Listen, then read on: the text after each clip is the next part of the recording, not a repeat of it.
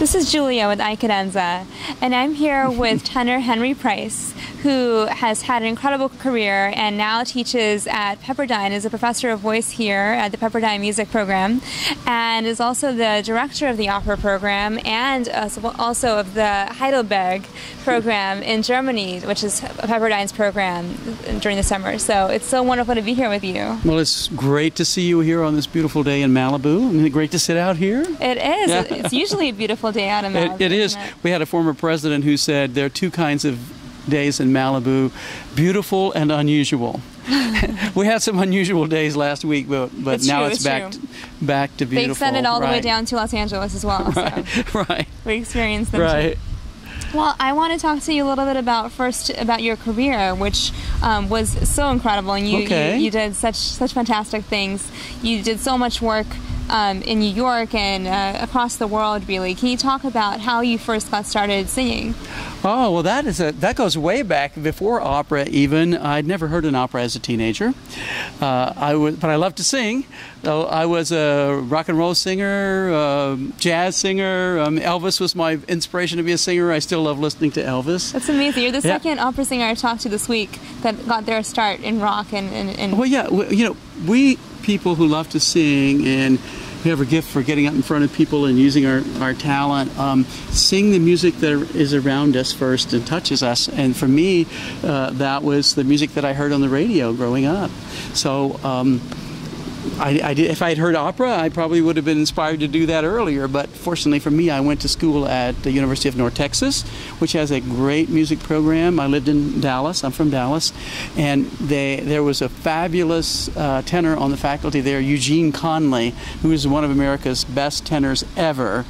And he inspired me to sing, and one of the functions of the choir I was in was to be the chorus for the opera, and then there was no looking back after that. And I went on to sing several roles at North Texas before moving to New York, and it was actually Boris Goldovsky that gave me my start. He was a great educator, opera educator and opera producer in this country from the 1940s all the way up to the 80s, and he touched so many singers' lives. And so I was fortunate to be able to go to his workshop right out of college, and then began to tour with his small company, singing in La Traviata, La Bohème, Barbara of Seville, Don Giovanni, all when I was in my 20s, early and mid-20s. So when I did get the opportunities to sing in the big companies later, I felt like that I knew what I was doing. So That's was terrific. Wonderful. Yeah. And you did a lot of work with Beverly Sills, I believe. And yeah, I was really fortunate. I sang with her really a lot during the last 5 years of her career in operas like Manon, La Traviata, Barbara of Seville, Merry Widow, which we recorded. What am I forgetting? Lucrezia Borgia. What else? I don't know. Lots of them. You did a lot of great things. Yeah. And yeah. I believe you actually, one of your recordings of the Merry Widow won a Grammy Award. Is that correct? That won a Grammy Award. So let's just say I'm fortunate that I was saying Beverly asked me to sing on that recording. I am certain that the recording was fortunate to have you as a part of the cast as well. So that's incredible. So how did you end up making the transition to teaching from having such an active career? That was interesting too. I was in Europe. I had gone to Europe, and I had Fest contracts, in other words, resident contracts to sing as a leading tenor in Mainz and in Linz in Austria. And actually, as is the case with some other colleagues that I know, I ran into some vocal difficulties and I didn't know what was wrong. And I was trying to get myself together, and we had moved back to Dallas to be based out of there, and one thing led to another, and I got an invitation to come out here to Pepperdine, and it all worked out. In the meantime, I really thought about what it took to sing physically. I was more of an instinctive singer before. I had good teachers, but I guess if it's going well, teachers sometimes, say leave it alone, Right. But I understood, I learned how the voice really, really, really works, and it worked for me again, and that made it sort of my passion to pass that on to singers, because in fact we should know, shouldn't we, what the touch points are, even if we're singing well, or especially if we're singing well, how the body should work, you know, how the articulators should work and so forth. So if something doesn't seem quite right, we should know, well, I need to check this, I need to check that, I need to go to the doctor, do all those things. And I learned all those things kind of late, but I was reading an article in Opera News from a very famous tenor that has really, I think, has become the YouTube star now. It's been my observation that of all the great tenors of all time, the one that the students now gravitate to listening to the most is Franco Corelli. And if you haven't YouTubed Franco Corelli, and you do, you will go. Which is a good thing, because that's the way Corelli sang. He would just let his voice go. I don't know, how did I get off on Franco Corelli anyway? Well, you were talking about why you're here and why you started teaching and how you rediscovered... Exactly. I read an article that that was an interview with Franco, and he said, and he became a great teacher in New York. He retired rather early. And he said, and this of course made me feel good, he said, I think the best teachers are the teachers that had careers and then they had adversity with their own voice, and then they went back and worked, I'm paraphrasing, and worked through it and found out what the issues were, and then we're able to pass that on. Not only do you have an understanding of how the voice works, but you've also been there on the stage. And that's not a combination that works for everybody, but I think it's a good one. It certainly rang a bell with me because that was in fact my situation, although I don't compare my career to the great Franco Corelli's, although I did enjoy. My wife and I just loved to watch him sing and hear him sing. But I was able to hopefully put that together and then to be able to pass it on to the students who are such an inspiration every day. I had a student just today that made me think, wow, what a joy it is to be able to do this, to get to know this young man and other people that I work with, and I think it was really fate and maybe God that said, you know, you will be better served later in life if you transition to teaching earlier, because a lot of my friends who now are in their 50s or older now want to transition to teaching, and it's really very hard. I transitioned earlier in my late 40s, so I think I'm where I'm supposed to be. I'm really happy with that, and just to not have that opportunity to work with that young man that I worked with this afternoon, and so many others that I can think of, would have been a great loss to me. And you know, I thank God every day that I'm able to do that.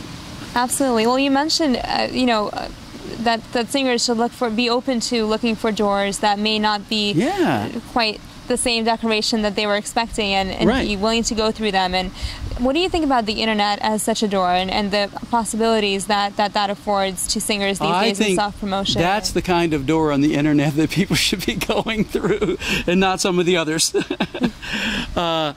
No, I think that's fantastic. If you can, you know, research your career online, and then I'm not even familiar entirely with your website, but I saw a little bit, and I saw, wow, there's my name on the front for future interviews, and look at all the other wonderful people that you've interviewed and who have talked about their careers, and what a resource to be able to go on, and, you know, maybe some young singer will look at what I've said and said, wow, maybe I do have maybe I should pursue my singing, even though I don't know what's out there for me. It is a gift, and I have a deep passion for it. If you discover that you really don't have the heart or deep passion for it, then you shouldn't go on, and you shouldn't beat yourself up about it. You should say, music will be an important part of my life, but I can tell right now that that I am not psychologically, you know, made up to do this. And people that only teach at grad school don't get the joy and the frustration of discovering these great talents who decide not to go on. And I've come to terms with it now. Can you talk about the wonderful opportunities that undergraduates have here? Well, I can, as you can imagine, because I'm very, very proud of our program. It's all undergraduate, so that means that our students who choose to go on, and I say there might be from 3 to 5 a year, who choose after they graduate to go on. Those who choose to go on are having great success at the next level, and we've only been doing this program about 15 years, and so they're all very young. And we've had recent graduates who had wonderful scholarships to Juilliard, Manhattan School, SUNY Purchase, or some other places, Northwestern Rice, USC, Fulbright scholarships, who have gone on and done wonderful things at the next level and are now entering the career. And one of the reasons they're able to do that is that with an all-undergrad program, and we have an endowed program here by the wonderful Flora Thornton, who passed away last year. We're so fortunate to have that endowment. She has endowed LA Opera Productions. She and her late husband endowed our administration building across the way here, not only for us, but for many universities.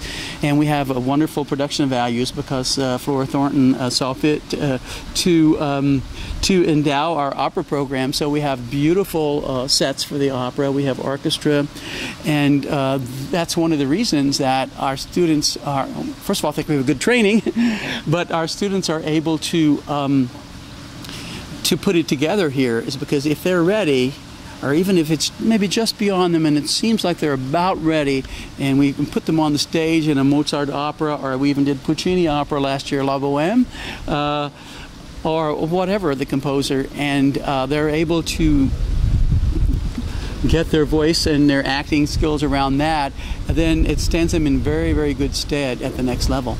We also, our scenes program that we do is in our Heidelberg, Germany program, and I know of no other undergraduate program, opera program or music program that has its own program abroad exclusively for its own students. And we workshopped La Traviata one year, and then Kristen Wisman went on and won the Eastern Regional Med auditions 3 or 4 years ago with La Traviata aria. Even though others had told her, well, this is a little bit beyond you right now. That was a challenge to her. They didn't know that at 12 she had a black belt in karate. So this was a challenge to her, and she is one day going to be a fabulous Violetta. She just last summer in Aspen had the lead, the Marie Antoinette in The Ghost of Versailles.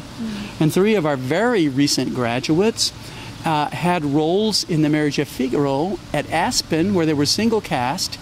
And in 2006, we did The Marriage of Figaro, and they were cast in the very same roles here, right here in Smothers Theater. And so we had 4 Pepperdine grads in that production. From Pepperdine, they went on to have a Fulbright scholarship, that was Keith Cole-Claw, to have a full ride and a teaching stipend at USC, that was Tim Campbell.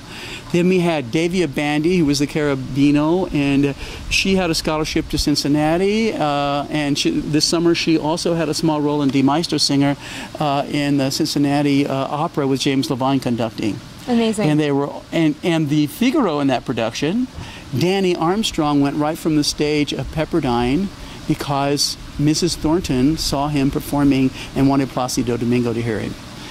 He went right from the stage to Pepperdine to the LA Opera Young Artist Program, and he's still singing there today. So, as you can tell, I'm very excited and proud of the success that our students are enjoying. And I should mention, the senior member of our alum association, she is all of 35 or 36 now, is Jessica Rivera. And she is singing all over the world. She seems to be John Adams' favorite young soprano now.